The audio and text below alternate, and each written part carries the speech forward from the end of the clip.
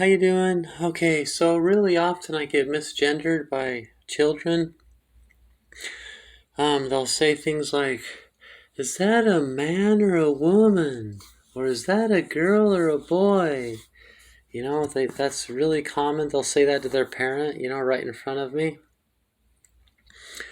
And I most of the time I just smile because you have to realize with me, like, children are one of the things that makes the world go round for me. I love children. I spent, like if you listen to my channel, I talk about the high priestess, which is what I call the little girl that still believes in the magic of the forest.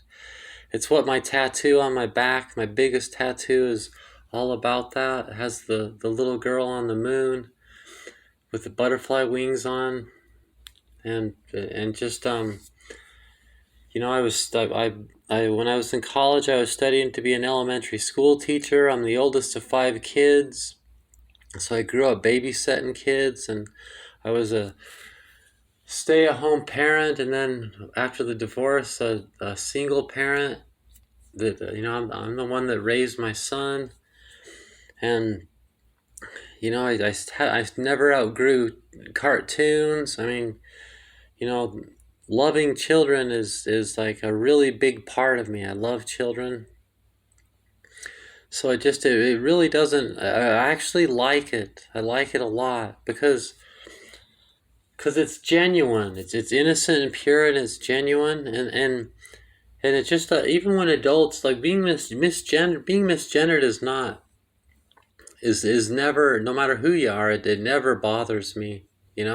What bothers me is when adults misgender me on purpose because they think I'm going to go to hell, and they think they're doing what's right because it's what they believe in religiously or politically. That's what bothers me, because it's my right to live my life, and it's my choice, and it's my right, and it's none of their business.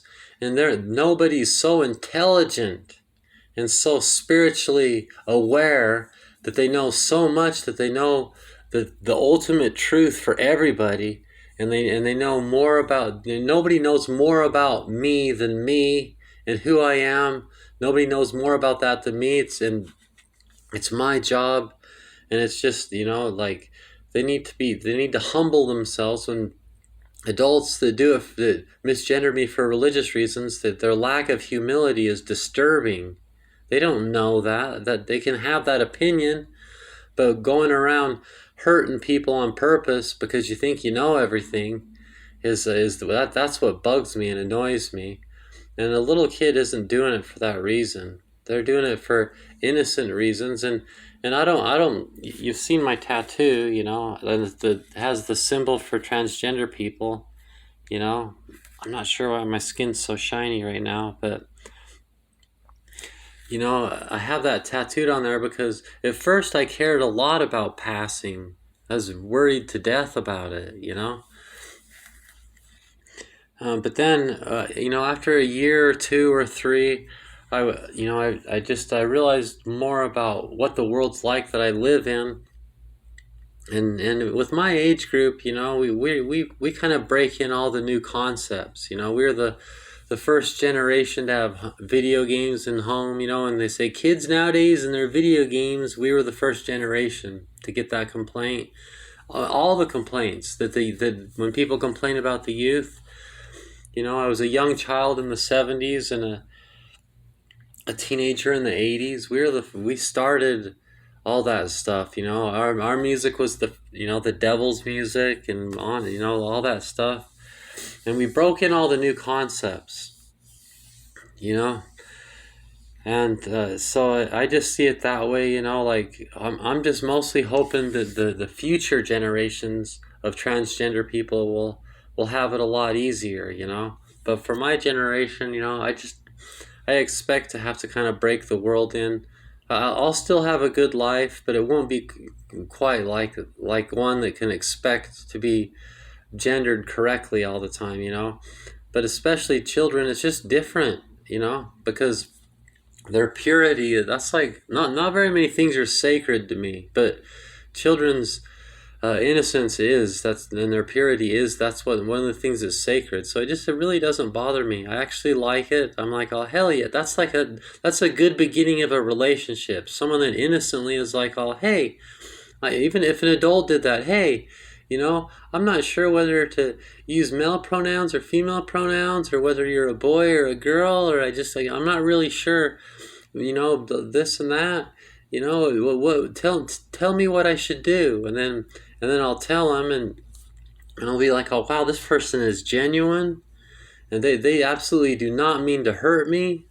They are just trying to just love people and be a good person, and wow, they probably would make a good friend, and I probably would teach them. But a kid I wouldn't teach, because like with children, it's not my place to teach other people's children, and so like, because like I know nowadays that's really, I mean, if it's my child, I'm like, I take those as opportunities. I'm not big into censoring my own child, because I see things as opportunities. Like, yeah, if it was my child, I'd be like, oh, hey, yeah, I would wait for the moment to happen, and then there's your teaching opportunity.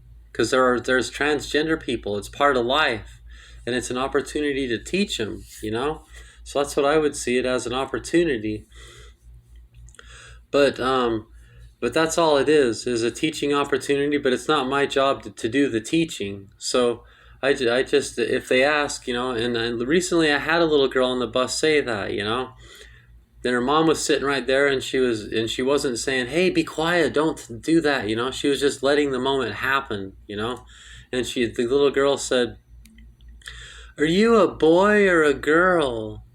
And she was just kept pushing, are you a boy or a girl, and I said, well, I believe I'm a girl, but not everybody does. It's controversial, or something like that. And I said, some people think that because I think I'm a girl, that makes me a bad person. So you're just gonna have to decide for yourself what you think. But I think that I am a girl. But yeah, I was born a boy, and that, because sometimes kids will do that, and their parents won't stop them. The kid keeps pushing and pushing, and maybe the parents, they like look the other way, but they're kind of hinting, just what are you gonna do? What are you gonna say? That does happen, especially with me. I'm 6'3", and I love children, and I love animals, and both dogs and cats and children.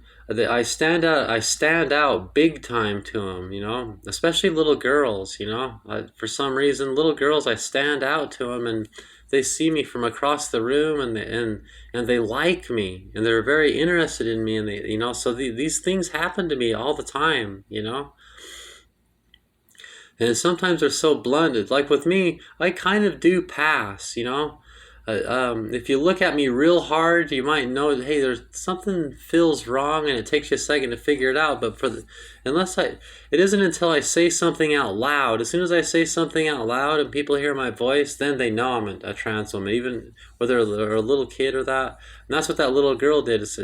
And as soon as she heard my voice, I think she said something like it's your voice, it's so. What? I haven't. My voice is different than it was back when I was living life as a man.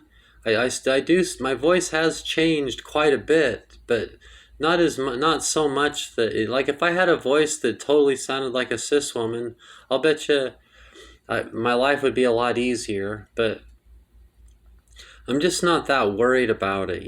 Passing is just.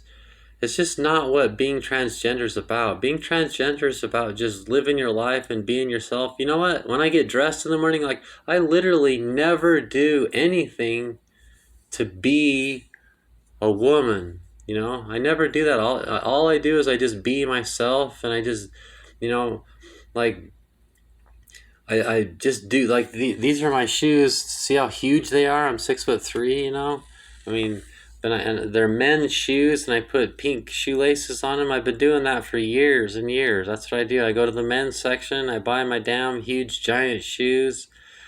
Try to find some unisex ones as possible, and then I put pink shoelaces on them because I often wear pink.